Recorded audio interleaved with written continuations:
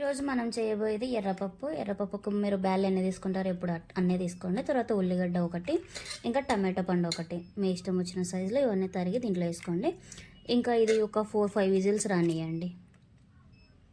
Whistles అన్నీ అయిపోయిన తర్వాత కొంచెం చింతపండు వేయండి. ఇంకా కొంచెం పసుపు, 2 గంటల కారము, 1 గంట ఉప్పు అన్నీ వేసి ఒక 10 మినిట్స్ అట్లా పొయ్యి మీదనే పెట్టండి. పప్పు మొత్తం ఎంపేసిన తర్వాత ఇట్లా ఉంటుంది. ఇప్పుడు మనం వచ్చేసి తిరువాత వేసుకోవాలి. తిరువాత వేసుకోవడానికి మేము ఎల్లిపాయలు వేసుకుంటాం. సో ఫస్ట్ నూనె వేసి ఎల్లిపాయలు వేసుకోండి. ఇవి కొంచెం కాగుతాయి.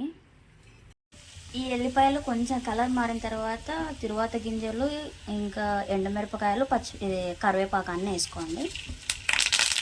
ఇంకా పప్పులో తిరువాత వేసుకోండి. ఫైనల్లీ ఎర్రపప్పు ready. Okay bye, thank you.